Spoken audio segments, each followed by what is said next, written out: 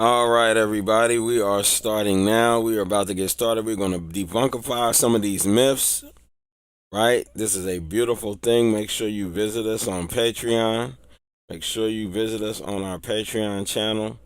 All right, patreon.com/health class. You're going to be able to see all the replays and everything there. You get a 7-day free trial. It is outstanding. And if you cannot chat or speak or anything like that on air, you have to be subscribed. So make sure you subscribe to our channel. Not only does it do that, it'll help you to be able to know when we go live on a regular basis. Okay, so it is good to see everyone. Happy to see you all here.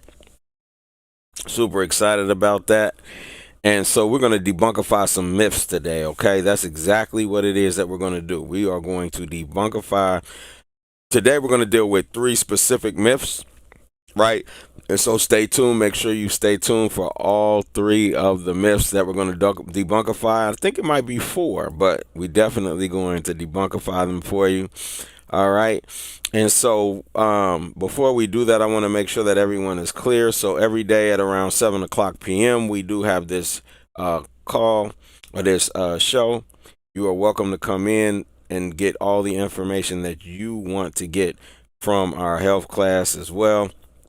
And then on top of that, we have the health classes that we do every single month.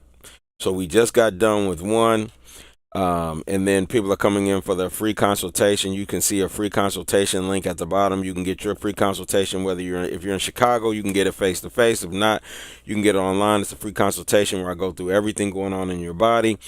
And then I will give you my recommendation, and then we move from there. And so you're able to do that as well.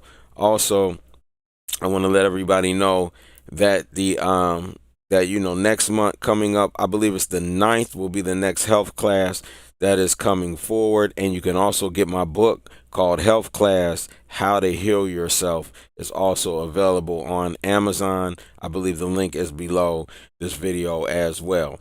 So with that, with no further ado, we're going to move into a disclaimer, and then I'll be right back for the class. Disclaimer. The information contained in this video is intended as an information resource only and is not to be used or relied upon for any diagnostic or treatment purposes. The video's information does not create any patient-physician relationship. Dawid Yisrael makes no representations about the accuracy or suitability of this content, as scientific and medical information updates and changes daily as more substantial information is discovered. Dawid Yisrael and any business associated during this video shall not in any event be liable for any direct or indirect damages, losses, injuries, or liability whatsoever suffered as a result of your use or misuse of this video's content. Use of this video is at the viewer's sole risk.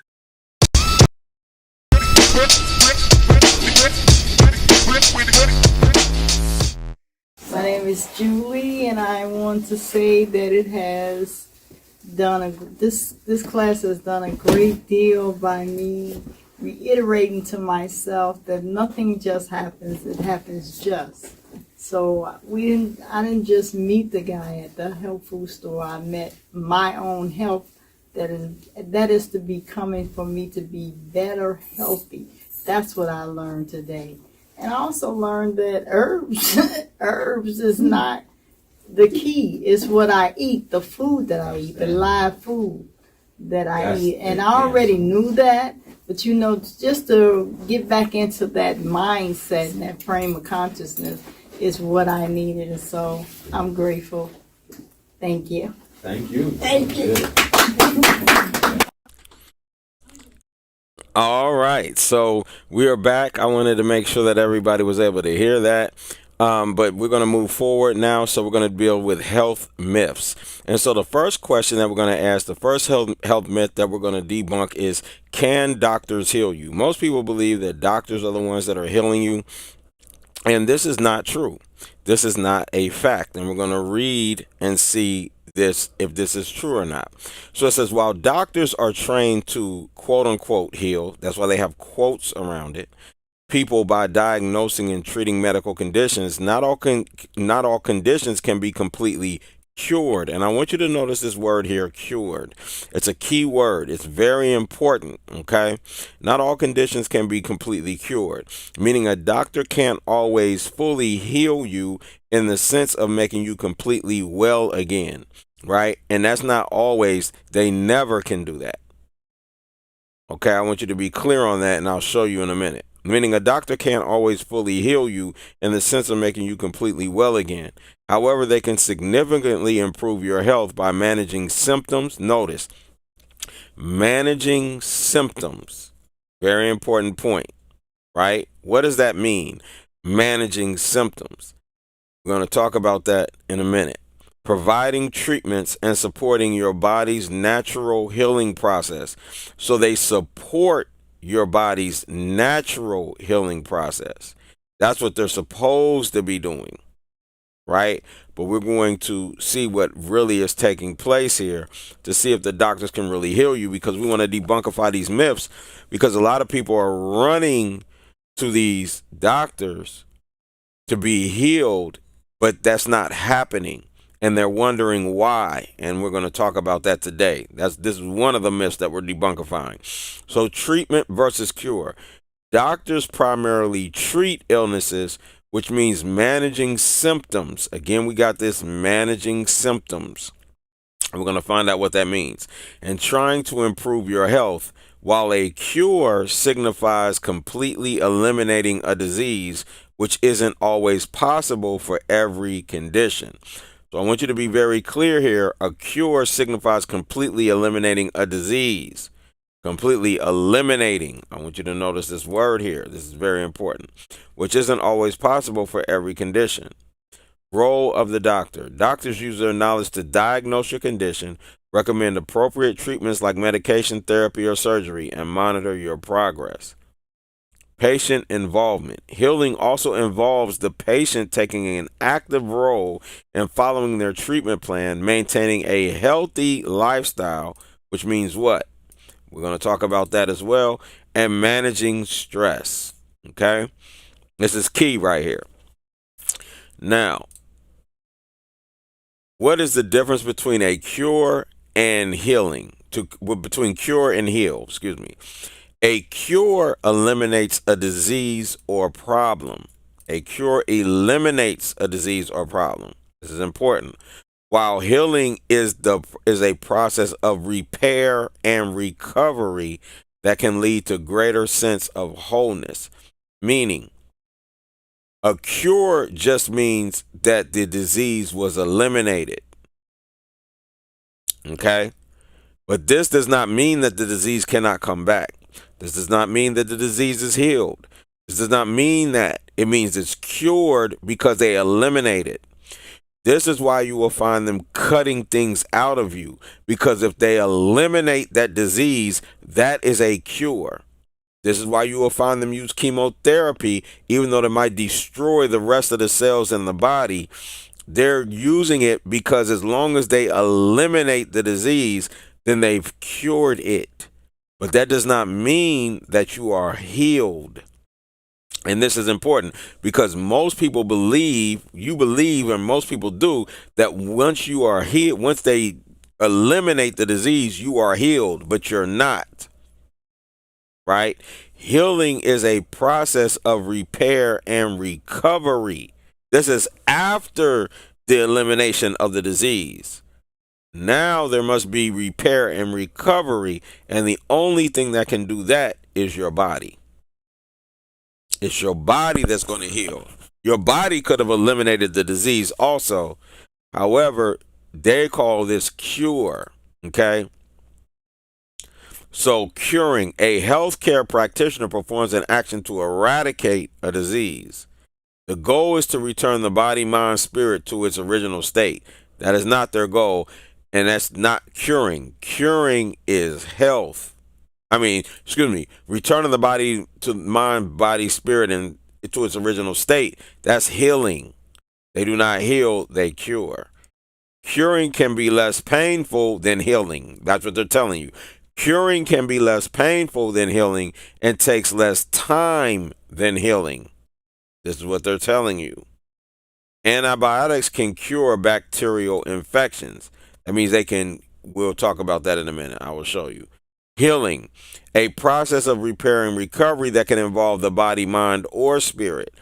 Healing can involve change and acceptance of that change. It will always involve change. In order to be healed, you must change. Why? Because to heal, you cannot do what you did to cause the problem. Healing can be a journey that provides intelligence from experience. Healing can involve spirituality, patience, understanding, and faith. Healing can involve physical, emotional, and spiritual comfort. Okay? Now, it says healing can take place even when a cure is not possible. For example, a doctor can help a patient ease their mind about a small bulge that turns out to be a hernia, which can be monitored over time. But your body can heal it if you do the right things. But the doctor can't do anything about it. And I've seen this several times. But your body can heal it. All right? Curing is an action carried out by the healthcare practitioner to eradicate disease or correct a problem, while healing is a process leading to a greater sense of integrity and wholeness. Right? This is different. So healing is not carried out by a healthcare practitioner. Curing is. And this is a word they created. That's why you'll see in a minute, supplements cannot use the word curing. Right? While healing is a process leading to a greater sense of integrity and wholeness in response to an injury or disease that occurs within the patient, which can be facilitated by the healthcare practitioner. Right? Because your body is going to do the healing.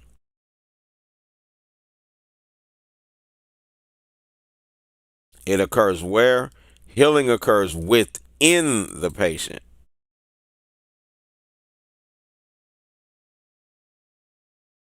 It occurs within the patient, which can be facilitated by the healthcare practitioner. Right? So this is important to get. Now, let's see, just to put this in perspective, let's look at how many cases of medical errors take place. Right? Studies estimate that medical errors cause between 250,000 and 440,000 deaths in the United States each year. This makes medical errors the third leading cause of death in the country after heart disease and cancer. Right? And these are numbers that they're reporting against themselves. This is like a Johns Hopkins report, as well as some other reports that they're talking about this against themselves. So it could be even more than these, just to say that, right? Now, it says over 250,000 people in the U.S. die each year because of medical errors, making it the third leading cause of death in this country behind heart disease and cancer, according to the Johns Hopkins study, right? So let's look at this, right? So one, communication problems are the what? Both vocal and written are one of the most common causes of medical errors. Miscommunication can occur between doctor, nurse, a lab technician, or any other medical professional. And what I'm debunking right now is that going to the hospital is a safe choice.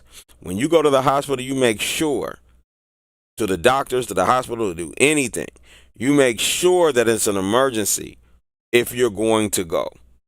You make sure it's an emergency. You understand what I'm saying? One of my partners, period, I'm just going to tell you the truth. One of my partners, his mother went in for a toe surgery to get a toe removed and died on the hospital table. Right? This is not far-fetched. This happens all the time.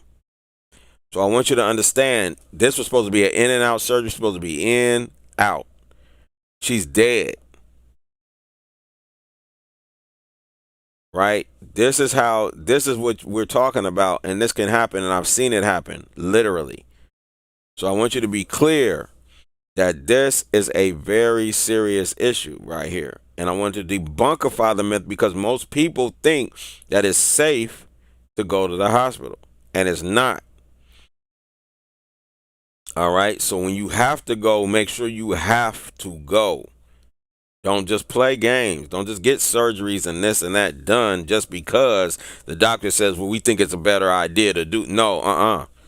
Make sure it's an emergency. It's something that you believe you have to get done. I believe you never have to do it, but there's a time and place for everything. So therefore you might. But if you do, I promise you, if you decide to make that choice, make sure it is in the worst. This is the last resort. Anything. Last resort. Okay? For instance, how many murders are in the United States every year? Between 28,000 and 30,000. How many medical errors? 250 to 440,000 per year. I want you to be very clear. That's a major disparity. That's a major difference.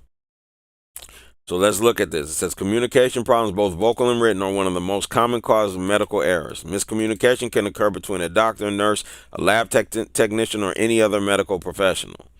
Information flow. Many patients never learn basic information about their illness and treatment. A Mayo Clinic survey found that only 42% of discharged patients could name their diagnosis.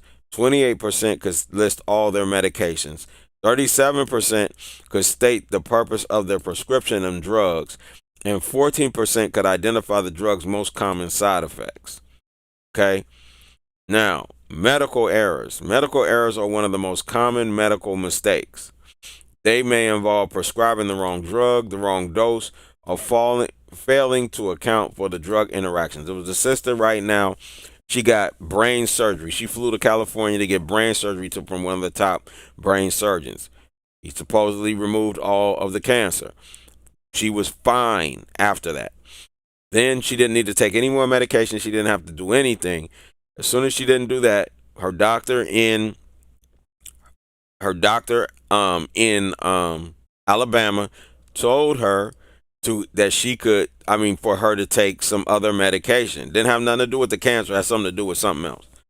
Her whole body was infected by this medication, right? And she almost died. Again, because this doctor medical error caused this problem. Now, this is two people that I know that these things happen to, right? Meaning these numbers are more than likely real, because for me to know two people like that this has happened to, this is before I even started dealing with medicine at all, right? I'm saying this right here is serious, okay? I want you to get that, these medical errors. And I want to debunkify the fact, I'm telling you, that it's safe to go to the hospital. It is not. Organizational transfer of knowledge. This includes inadequately training and educating healthcare providers. Without proper training, doctors, nurses, and other caregivers may not perform medical tasks the right way or even know how to properly transfer crucial patient information between shifts, placing patients at risk of death. Right? Right there. Right? 5. Misdiagnosis. The correct diagnosis can prove deadly to a patient in dire need of medical care. Misdiagnosis cause a patient's actual medical illness to worsen. Some forms of treatment can be deadly if they are performed on the wrong patient. So we have misdiagnosis. And this is a high number in itself of how many misdiagnoses take place per year as well. I just don't have the numbers on my head. Delayed diagnosis. Delayed diagnosis can lead to deterioration of a patient's medical condition and long-term periods of pain and suffering before the proper medical treatment is administered. A delayed diagnosis may allow the disease to progress to a point where it's no longer treatable. Patient-related issues. These issues may include improper patient identification, insufficient patient assessment, failure to get consent, and inadequate patient education. Failure to get consent. Now, that's a serious issue. Why is that so serious? Because failure to get consent, what does that mean? That means that the person has not consented to the treatment that the doctor is giving them. That is that should be illegal if it's not, right? So they're not getting consent to do what they're doing. They're just pushing it on you, right? Staffing patterns and workflow. Inadequate staffing can put health care providers in situations where they are most likely to make an error. A Mayo Clinic survey of almost 6,700 doctors in the U.S. found that 10.5% reported making a major medical error in the past 3 months. Okay? So, staffing patterns and workflow. And we know that is big, right? Whenever they publish this. But I want you to understand, though, that even today, they were talking about how there's a major like the inadequate staffing right now is super high, in other words, right? Now, technical failure. Medical equipment and devices may not be well maintained or could be defective. If a healthcare provider uses faulty equipment on a patient, it could cause death. Okay, so a technical failure. And then 10, inadequate policies.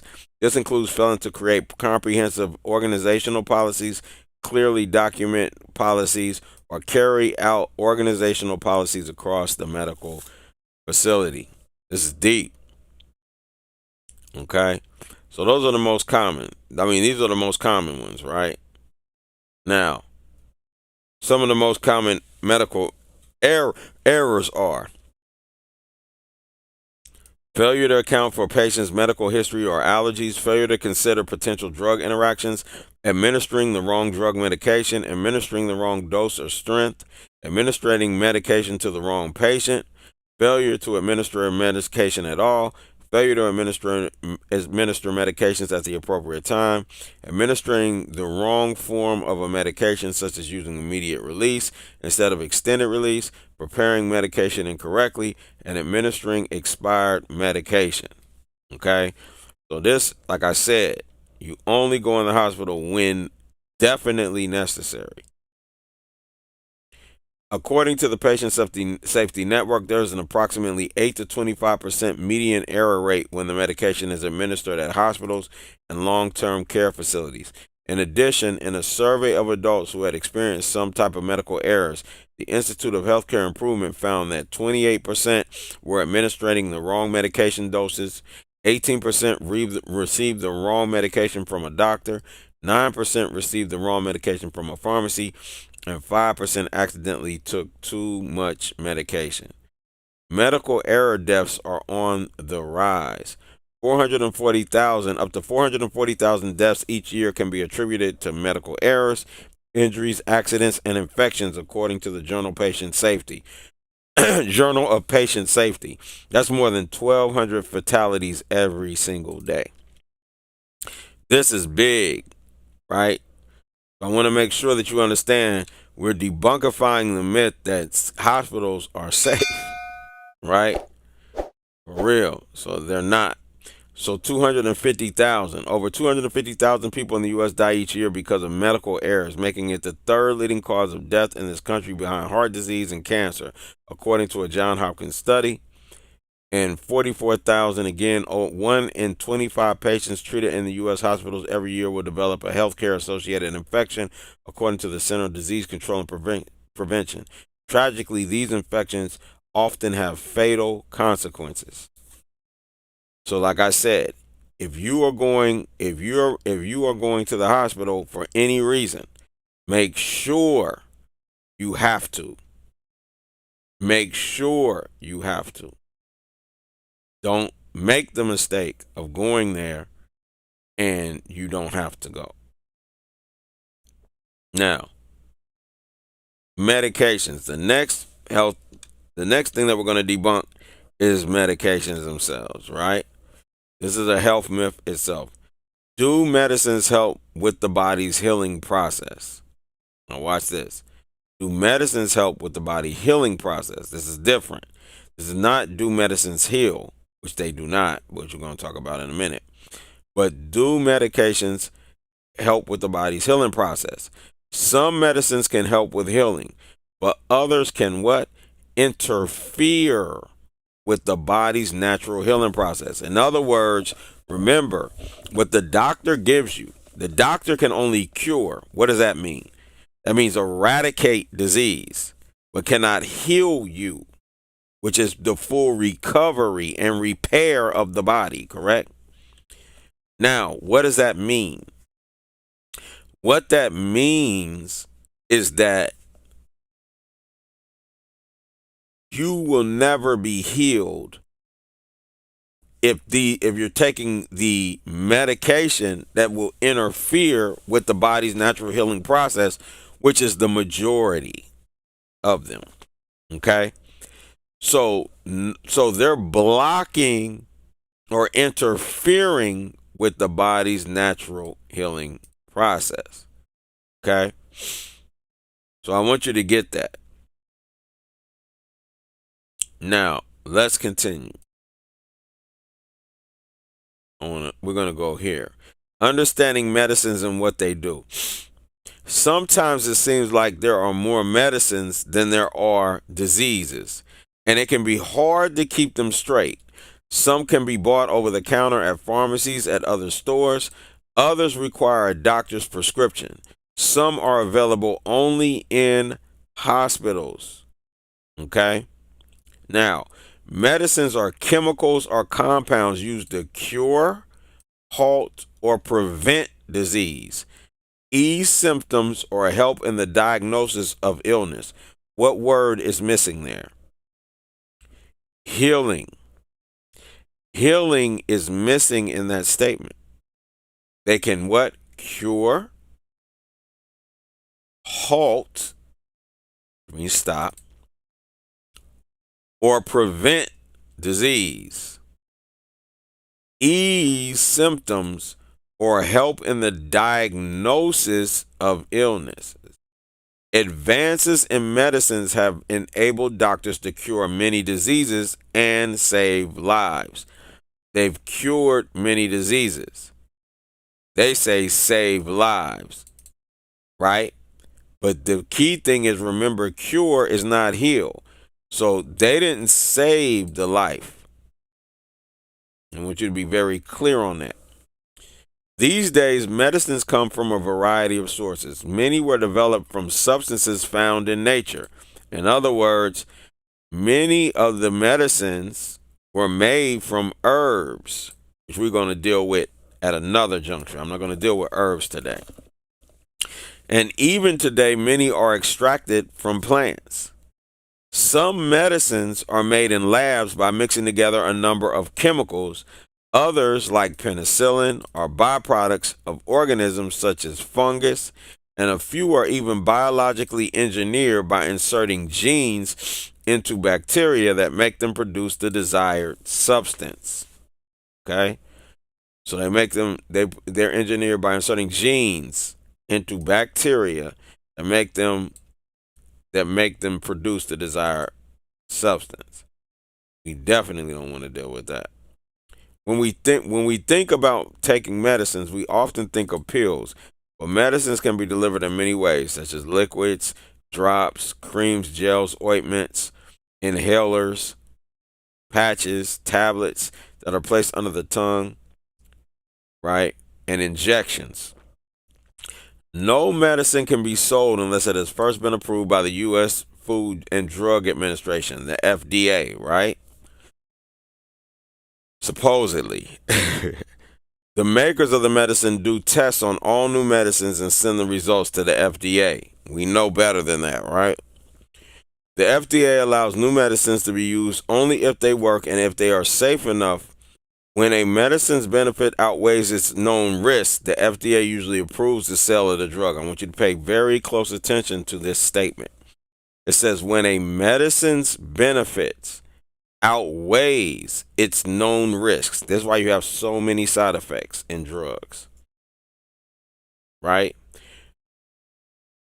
The FDA usually approves the sale of the drug. The FDA can withdraw a medicine from the market at any time if it's later found to cause harmful side effects. Now, if you go watch the video that I did, I dealt with the harmful side effects of the medicines and so forth. And I'm saying they let those go through. They have 20 and 30 side effects that are harmful and dangerous, and they let those go through. That is ridiculous, right? They're saying that the benefits outweigh its known risks. But I'm gonna let you know, they went all the way to say this can make your skin start coming off. And I'm talking about, I know what that means because I've heard of people whose skin literally come off to the blood. Their skin starts like sheets. It comes off in like sheets. And they said that outweighs the risk. I mean, that the benefit outweighs the risk. That's ridiculous, right? Medicines act in a variety of ways. Some can cure an illness by killing or halting the spread of invading germs. Notice, some can cure an illness by what? Killing. This is the eradication. Killing, not healing. This is killing or halting the spread of invading germs, such as bacteria and viruses. Others are used to treat cancer. Now, why do bacteria and viruses come into the body?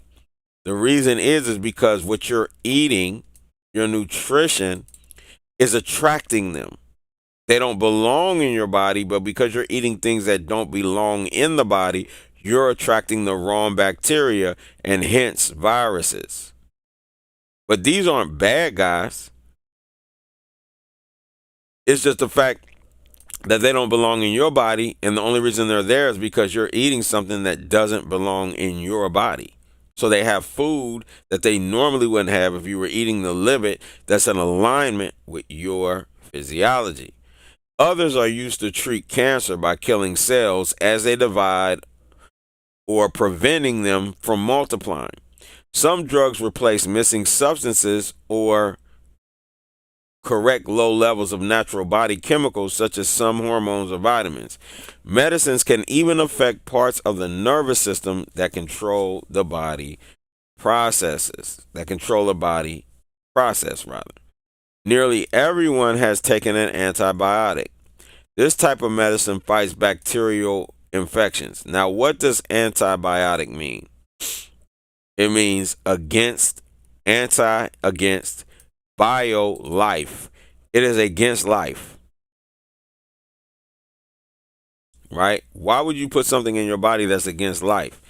Because it's going to kill everything in the body. And this is where the problem comes in, because not only are they eradicating or killing the issue supposedly in the body, but they're also doing what? Killing the good cells of the body and good things in the body that would normally help you to heal. Okay? Very important. Your doctor might prescribe an antibiotic for things like strep throat or an ear infection. Antibiotics work either by killing bacteria or halting their multiplication so that the body's immune system can fight off the infection. Now your body's immune system is doing what? Healing. See, that's healing. This is what I'm telling you.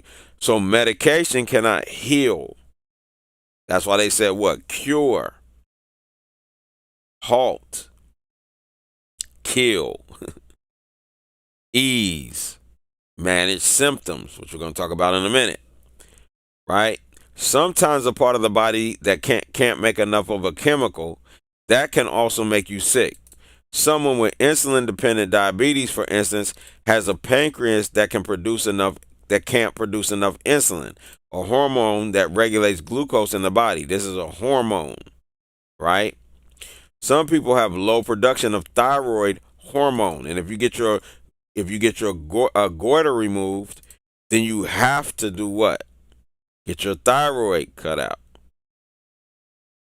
Or your goiter removed, then you have to take, thyroid hormones. Right? Which helps control how the body uses energy. So when that happens, you're going to be stuck on this hormone for the rest of your life. If it was healing you, would you have to take it for the rest of your life? No. It's not healing you. It's not healing you. It's not doing anything.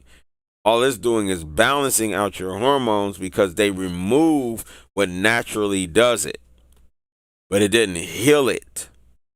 And this is very important, which helps control how the body uses energy. In each case, doctors can prescribe medicines to replace the missing hormone. Okay? Some medicines treat symptoms but can't cure the illness that causes the symptoms. Okay? Some medicines treat symptoms. This is a major issue. Why? Because symptoms are the healers, right? In other words, when you're coughing, that is a healer. Your body's trying to heal something. When you have mucus, your body is trying to heal something. When your urine is burning, it's trying to get something out of your system. When your skin is eliminating, it is trying to get something out of your system. So the reason that I'm saying that is to say that some medicines that treat symptoms but can't cure the illness that causes the symptoms. A symptom is anything you feel when you're sick, such as a cough or nausea. So taking a lozenge might soothe a sore throat, but it won't kill any of that nasty strep bacteria. And all you need to do is get rid. This is why you starve. When they say, remember, you're supposed to starve a cold. Why? Because you're trying to fast to allow the body to remove the food that you put in the body that bacteria is attracted to.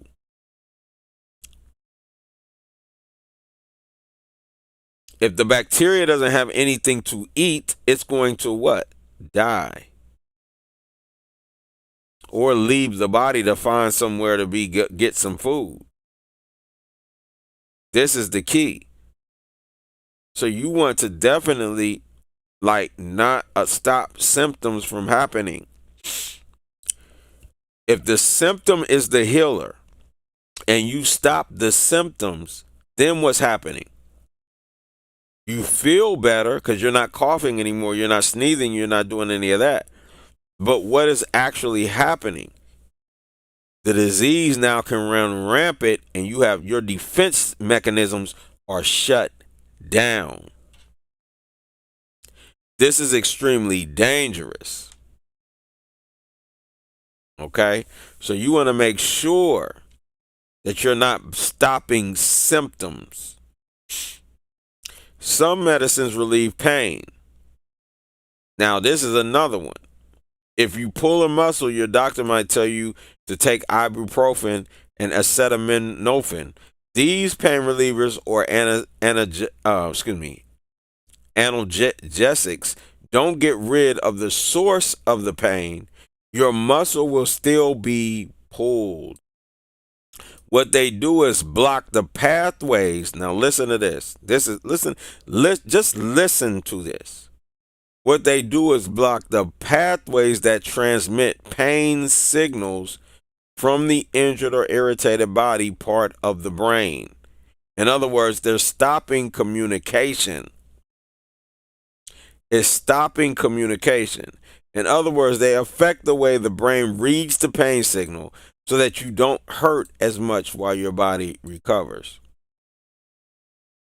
You never want to stop communication.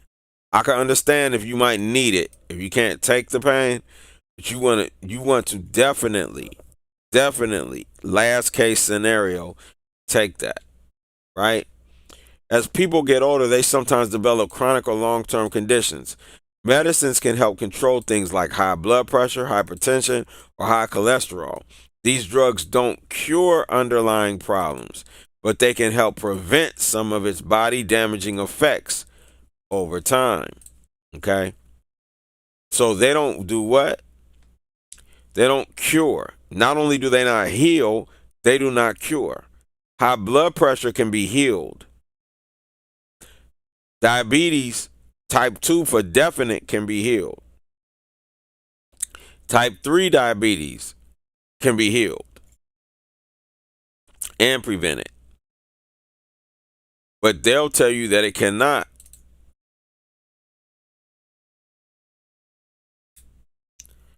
But they cannot cure it. That is true. It cannot be cured. but it can be healed. Your body can heal high blood pressure when you give it the proper nutrients. Your body can heal diabetes when you give it the proper nutrients. This is key, but they cannot heal you. No, medicine cannot heal you. Among the most important medicines are immunizations or vaccines. These keep people from getting sick in the first place by immunizing or protecting the body against the infectious disease, which of course I disagree with totally, all the way. Vaccines usually contain a small amount of an agent that resembles a specific germ or germs that have been modified or killed.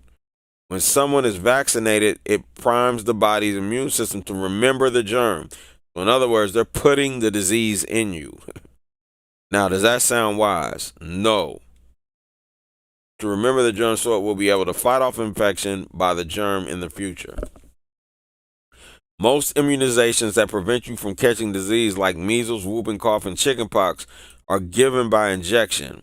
No one thinks shots are fun, but the disease they prevent can be very serious and cause symptoms that last much longer, temporary discomfort of the shot. I've seen people that have never had shots, never had problems with any of those things. All right, so that is medicine. Now, the next question is, can supplements heal you? No, supplements can't heal you. Very important to get. I know we've been taught the opposite. No, they cannot. But they may enhance your health. Supplements are not intended to diagnose, treat, or prevent disease. Supplements aren't drugs. That's a good thing. Supplements aren't drugs. There's little evidence that supplements can reverse chronic diseases. It's illegal for companies to claim that supplements treat, diagnose, prevent, or cure disease. But notice they didn't say it's illegal for them it's not illegal for them to say it can heal, though they don't, and I'll explain why. Either this video or another video. The label may claim certain health benefits, but unlike medicines, supplements can't claim to cure, treat, or prevent disease. There's little evidence that any supplement can reverse the course of chronic disease, okay? Now let me see. Oh yeah, I want to see if I see that. What supplements will do, just to let you know, I don't know if it said it here, supplements can help the body to naturally heal. It can give the person what is necessary, the nutrients necessary, right, for you to be able to heal. But from my learning of utilizing supplements myself, as well as just studying supplements, from what I have learned, liquid is the best because you get the most absorption from liquid. Okay? So I'm talking about the difference between getting 60 to 80% absorption versus 10 to 20% absorption when you're dealing with supplements. But can supplements heal you? No. Why? Because the body heals itself. So that is a myth that we believe that supplements can heal us. No, they cannot. They cannot heal you. But what they can do, they can help the body to heal if you change your lifestyle, you change your diet to a live it, and you are making sure that you're putting the nutrients in. You should only need to take a supplement for a short period of time. You should never need to take a supplement for the rest of your life. You only need to balance back out. Supplements' purpose is to balance back out any essential nutrients that you're missing, meaning the nutrients that your body cannot remake. You need a supplement for that. But once you're eating properly, you should no longer deplete your essential nutrients, fatty acids, vitamins, hormones, so forth. Right? So this is key. All right. So it's very important to get that. So no, supplements cannot heal you, but they may help enhance your health by helping with the health process. Remember, medicine, right, does not, right? So medicine, so what it says, studies estimate that medical errors cause between 250. That's not what I want. Hold 1 second.